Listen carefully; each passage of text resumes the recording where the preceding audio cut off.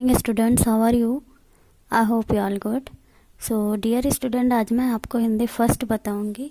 इससे पहले मैंने आपको चैप्टर 11 बताया था, जो था पढ़कू की सोच. आज हम पढ़ाएंगे आपको चैप्टर 12, जो है सुनीता की पहिया कुर्सी. तो बेटा ये स्टोरी है, कहानी है, और कहानी है तो लंबी है ना. आप देख ही रहे होंगे कि कहानी लंबी है और मैं आपको इसको शॉर्ट में बताऊंगी. तो मैं स्टोरी जो है वो थोड़ा जल्दी पढ़ सकती हूँ क्योंकि स्टोरी लंबी है और आपको एक्सरसाइज भी कराना है. तो मैं आपको उसी अकॉर्डिंग बताऊंगी, लेकिन आपको चैप्टर समझ में आ जाएगा, है ना. तो आप इसको रीडिंग एक बार ज़रूर कर लीजिएगा. सुनिए.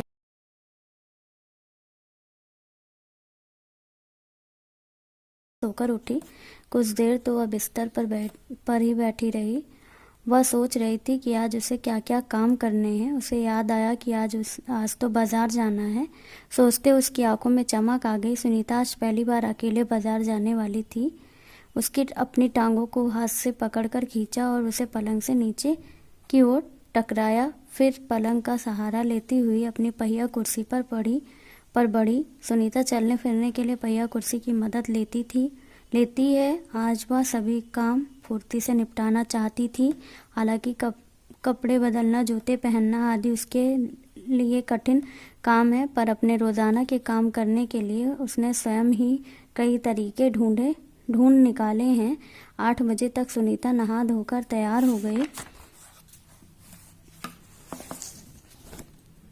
माँ ने मेज पर नाश्ता लगा दिया था. माँ, अचार की बोतल पकड़ाना, सुनीता ने कहा. अलमारी में रखी है, ले लो, माँ ने रसोई घर से जवाब दिया. सुनीता खुद जाकर अचार ले आई. नाश्ता करते करते उसने पूछा, माँ, बाजार से क्या क्या लाना है? 1 किलो चीनी लानी है, पर क्या तुम अकेले संभाल लोगी?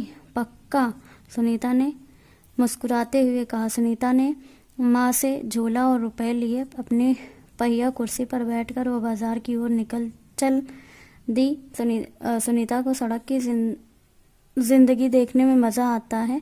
चूंकि आज छुट्टी है, इसलिए हर जगह बच्चे खेलते हुए दिखाई दे रहे हैं. सुनीता थोड़ी देर रुक कर उसे रस्से कूदते खेल खेलते देखती रही. वह थोड़ी उदास हो गई. वह भी उन बच्चों के साथ खेलना चाहती थी. खेल के मैदान में उसे एक लड़की दिखी जिसकी माँ उसे वापस लेने के लिए आई थी. दोनों एक दूसरे को टुकुर टुकुर देखने लगे. फिर सुनीता को एक लड़का दिखा. वह बच्चे को बहुत सारे बच्चे छोटे छोटू बुलाकर चिढ़ा रहे थे. उस लड़के का कद काफी बच्चों से बहुत छोटा था. बाकी बच्चों से उसका कद जो है वो काफी छोटा था. सुनीता को यह सब बिल्कुल अच्छा नहीं लगा. रास्ते में कई लोग सुनीता को देखकर मुस्कुराए, जबकि वह उन्हें जानती तक नहीं थी. पहले तो वह मन ही मन खुश हुई, परंतु फिर सोचने लगी कि सब लोग उसकी तरफ भला इस तरह क्यों देख रहे हैं. खेल के मैदान वाली छोटी लड़की सुनीता को दोबारा कपड़ों की दुकान के सामने खड़ी मिली. उसकी माँ कुछ कपड़े देख रही थी. तुम्हारे पास यह अजीब सी चीज है, क्या है? उस लड़की ने सुनीता से पूछा. या तो बस एक सुनीता जवाब देने लगी, परंतु उस लड़की की मां ने गुस्से में आकर लड़की को सुनीता से दूर हटा दिया. इस तरह का सवाल नहीं पूछना चाहिए फरीदा, अच्छा नहीं लगता, माँ ने कहा. मैं दूसरे बच्चों से अलग नहीं हूँ, सुनीता ने दुखी होकर कहा. उसे फरीदा की माँ का व्यवहार समझ में नहीं आया. अंत में सुनीता बाजार पहुंच गई. दुकान में घुसने के लिए उसे सीढ़ियों पर चढ़ना था. उसके लिए कर पाना बड़ा मुश्किल था, बहुत मुश्किल था. आसपास के सब लोग जल्दी में थे, किसी ने उसकी तरफ ध्यान नहीं दिया. अचानक जिस लड़के को छोटू कहकर चिढ़ाया जा रहा था, वह उसके सामने आकर खड़ा हो गया. मैं अमित हूँ, उसने अपना परिचय दिया. क्या मैं तुम्हारी मदद करूं? मेरा नाम सुनीता. सुनीता ने राहत की सांस ली और मुस्कुराकर बोली. पीछे के पैडल को पैर से जरा दबाओ. हाँ हाँ जरूर, कहते हुए अमित ने पहिया कुर्सी को टेढ़ा करके उसके अगले पहिए को पहली सीढ़ी पर रखा. फिर उससे पिछले पहिए को भी ऊपर चढ़ाया। सुनीता ने अमित को धन्यवाद दिया और कहा, अब मैं दुकान तक खुद पहुंच सकती हूँ। दुकान में पहुंचकर सुनीता ने 1 किलो चीनी मांगी। दुकानदार उसे देखकर मुस्कुराया। चीनी की थैली पकड़ने के लिए उसने हाथ आगे बढ़ाया ही था कि दुकानदार ने थैली उसकी गोदी में रख दी। सुनीता ने गुस्से से कहा, मैं भी दूसरों की तरह खुद अपने आप सामान ले सकती हूँ। उसे दुकानदार का व्यवहार बिल्कुल अच्छा नहीं लगा। चीनी लेकर सुनीता और अमित बाहर निकले। लोग मेरे साथ ऐसा व्यवहार करते हैं जैसे कि मैं कोई अजीबोगरीब लड़की हूँ, सुनीता ने कहा। शायद तुम्हारी पहिया कुर्सी के कारण ही वे ऐसा व्यवहार करते हैं, अमित ने सुनीता से कहा। पर इस कुर्सी से भला ऐसी क्या खास बात है? मैं तो बचपन से ही इस पर बैठकर इसे चलाती हूँ, सुनीता ने कहा। अमित ने पूछा, पर तुम इस पर क्यों बैठती हो? मैं पैरों से चल ही नहीं सकती। इस पहिया कुर्सी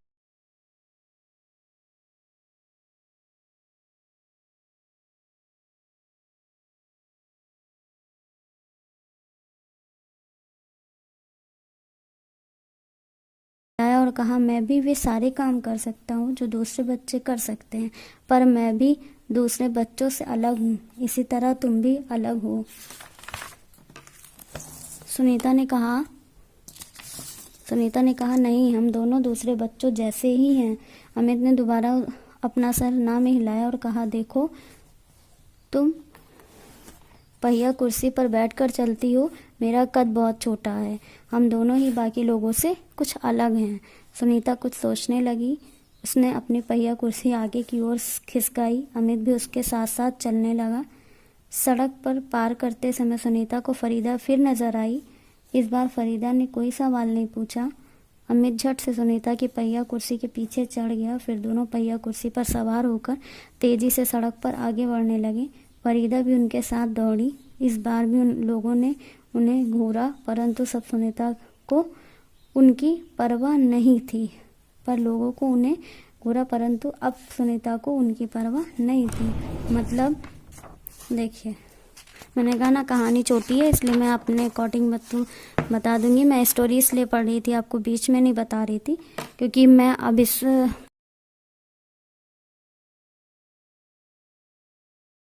7 मिनट लगे इसको पढ़ने में। तो आप लोग इस तरीके से रीडिंग मत करिएगा। मैं तो आपको यहाँ सारा समझा दूंगी, लेकिन जब आप रीडिंग करिएगा तो थोड़ा सा समझ के करिएगा ना। इसमें क्या है, इस चैप्टर में एक सुनीता नाम की लड़की है जो अपने पैर से चल फिर नहीं पाती है, और वो चलने फिरने के लिए एक कुर्सी का इस्तेमाल करती है जिसे हम लोग व्हील चेयर बोलते हैं, है ना। उस चेयर में क्या रहता है, ये कि 2 पहिए लगी होती हैं और उनमें सीट बनी होती है। पैर के पास भी पहिए लगी होती है, तो उसे हाथ और पैर की सहायता से उस कुर्सी को हम आगे पीछे कर सकते हैं। उस पे जो लोग नहीं चल पाते, जिनके पैर में कमर में प्रॉब्लम होती है, वो खड़े होके सीधे से और नॉर्मल तरीके से नहीं चल पाते, तो उन लोगों को उस कुर्सी की नीड होती है, ज़रूरत होती है। तो वही सुनीता को भी उसी कुर्सी की नीड थी। इस वजह से उसने कुर्सी का सहारा लिया और उस पर वो चलती थी। इसलिए उसके लिए नई बात नहीं थी, क्योंकि वो बचपन से उस कुर्सी पर चलती थी। उसे ये लगता था कि वो सारे बच्चों के बराबर है, सारे बच्चों जितनी नॉर्मल ही है, कुछ अलग नहीं है। और उसे इस चीज़ का एहसास नहीं था कि सारे बच्चे किस तरीके से चलते हैं, खेलते हैं, और मैं इस कुर्सी के सहारे से चलती हूँ। तो उसे ये लगता था कि मैं तो शुरू से इसमें चलती थी, कोई अलग चीज़ नहीं है इसमें चलना। लेकिन उसे ये चीज़ नहीं पता थी कि वो चलने की स्थिति में नहीं है, उसके पैर खराब हैं। इस वजह से उसे व्हील चेयर का, उस कुर्सी का सहारा लेना पड़ रहा है। तो इस वजह से जब वो बाहर निकलती थी तो लोग उसे बहुत एकटक देखते रहते थे और जब उसे लोग देखते थे उस कुर्सी से चलते, तो उसे ये लगता था कि सब मुझे इस तरीके से देखते हैं जैसे मैं कोई अजीब गरीब लड़की हूँ, मैं नॉर्मल नहीं हूँ। अरे मैं नॉर्मल ही हूँ, उसका कहने का मतलब था जैसे सारे बच्चे हैं वैसे मैं भी हूँ, फिर भी पता नहीं क्यों लोग मुझे इस तरीके से देखते हैं और इस तरीके से मुझे अलग कर देते हैं और घूरते रहते हैं जब देखो, जिसे भी देखो। तो उसकी फिर ये मुलाकात जो है एक लड़की से होती है, फरीदा नाम था, जिसकी मम्मी ने फरीदा को उसे सुनीता के पास से हटा लिया और डांट गुस्से में हटा लिया और कहा कि इस तरीके से सवाल नहीं पूछना चाहिए। और फरीदा की माँ का ये व्यवहार जो है सुनीता को अच्छा नहीं लगा, उसे अलग लगा। उसके बाद उसने सामने कुछ बच्चों को चिढ़ाते हुए देखा कि एक बच्चा है छोटा, उसे सब चिढ़ा रहे थे, तो उसे ये लगा कि वो मतलब उसे परेशान क्यों कर रहे हैं।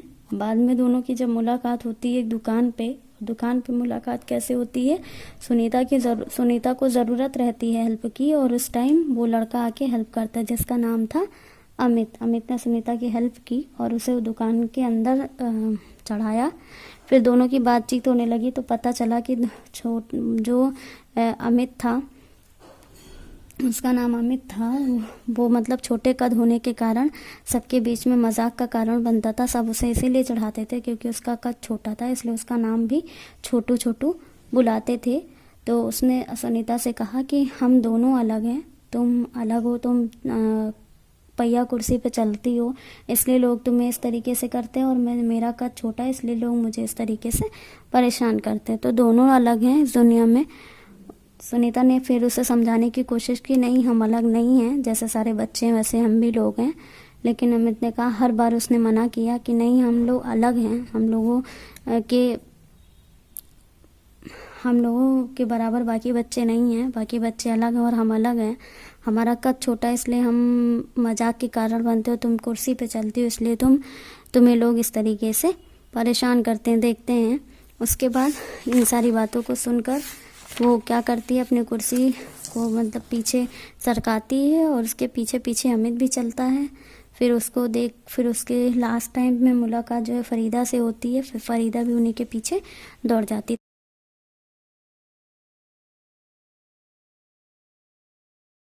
और इस कहानी से शिक्षा यहाँ मिल रही है कि सुनीता जो है वो अपनी कमी को कमी नहीं समझती थी और अपने आत्मविश्वास को हमेशा मजबूत रखती थी कि मैं भी दूसरों की तरह हूँ, मैं भी वो चीज़ें कर सकती हूँ जो दूसरे बच्चे कर सकते हैं। बहुत अच्छी बात है। उसको वो ना चल पाते हुए भी उसे ये लगता था कि वो नॉर्मल है, वो सबके बराबर, वो अलग नहीं है, वो भी दूसरे बच्चों की तरह ही है। उसे कभी अपनी कमी पे ये नहीं हुआ कि हाँ मेरे पास ये कमी है, मैं चल फिर नहीं सकती, मैं खेल नहीं सकती। उसने कभी भी नेगेटिव पॉइंट को अपने मन में नहीं रखा। हमेशा वो हैप्पीनेस के साथ, खुशी के साथ खेलती थी और बाहर जाती थी। उसे लगता था वो सारे काम वो कर सकती है जो एक नॉर्मल बच्चा कर सकता है। तो यही एक खासियत थी सुनीता की और यही आपके चैप्टर में था। अब चलते हैं अभ्यास कार्य को पूरा करते हैं। तो स्टोरी बहुत बड़ी है बट मैंने आपको अपने अकॉर्डिंग छोटा करके बता दिया है। अब आप लोग क्या करेंगे कि इसको जब पढ़ेंगे तो थोड़ा समझ के पढ़ेंगे, है ना। इस पे जो पात्र हैं उन पे ध्यान दीजिएगा। फिर कहानी से सुनीता को सब लोग गौर से क्यों देखते थे तो सुनीता को गौर से सब लोग इसीलिए देखते थे, सुनीता को सब लोग गौर से, यहीं पे आप लिख लीजिए, इसलिए देखते थे, इसलिए देखते थे क्योंकि वह पहिया कुर्सी पर चलती थी, इसलिए लोग उसे ध्यान से देखते थे, गौर से देखते थे, मतलब बहुत ज़्यादा ध्यान से देखना, गौर से देखना। सुनीता को दुकानदार का व्यवहार क्यों बुरा लगा? सुनीता को दुकानदार के व्यवहार, ये नीचे लिख दे रहे हैं, इसलिए बुरा लगा, इसलिए बुरा लगा क्योंकि दुकानदार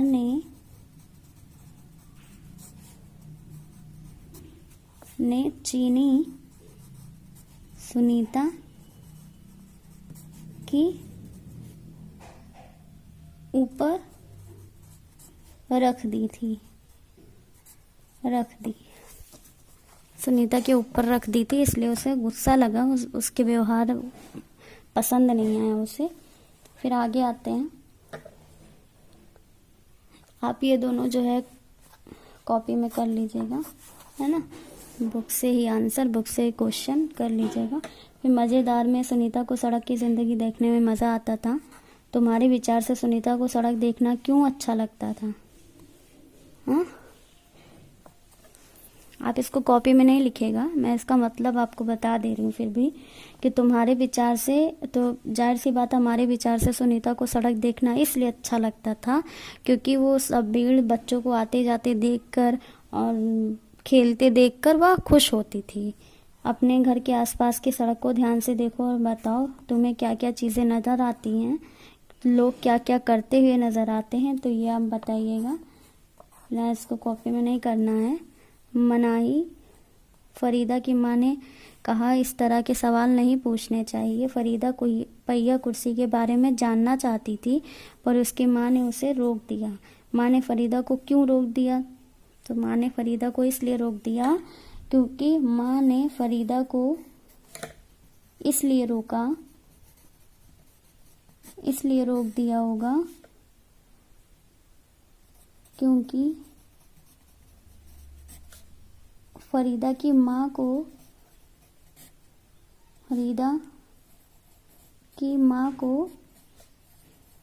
अच्छा नहीं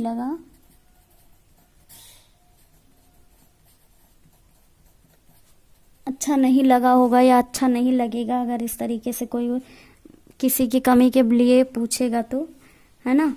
तो आपको कॉपी में नहीं करना, मैं बुक में ही बता दे रही हूँ आपको कॉपी में क्वेश्चन आंसर करना है। बाकी जो आगे की एक्सरसाइज 1-2 होगी वो मैं बताऊंगी करना है कि नहीं करना है, पर किताब में जो मैं लिखवा रही हूँ उसको लिख लीजिएगा, है ना। क्या फरीदा को पहिया कुर्सी के बारे में नहीं पूछना चाहिए था? तुम्हें क्या लगता है? फरीदा के मन में सवाल था इसलिए उसने कुर्सी के बारे में पूछा, तो उसे बिल्कुल पूछना चाहिए था, कोई गलत बात नहीं थी। क्या तुम्हें भी कोई काम करने या कोई बात कहने में मना किया जाता है? कौन मना करता है, कब मना करता है? तो जब हम कोई चीज़ किसी की कमी के बारे में सामने से पूछते हैं और अच्छा नहीं लगता तो हमें मना किया जाता है, हमसे बड़े हमारे साथ के लोग हमें मना करते हैं। मैं भी कुछ कर सकती हूँ। यदि सुनीता तुम्हारी पाठशाला में आए तो उसे किन किन कामों परेशानी।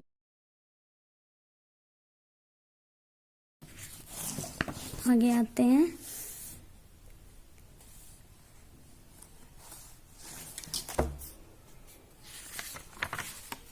तो ये आपका चैप्टर जो है वो पूरा हो गया है, ठीक है। इसमें आपको खाली क्वेश्चन आंसर करना है और कुछ एक्सरसाइज करनी है, तो वो मैं आपको उसकी जो है पिक सेंड कर दूंगी, आप उससे कर लीजिएगा, है ना। MPS कोड इस MPS 32।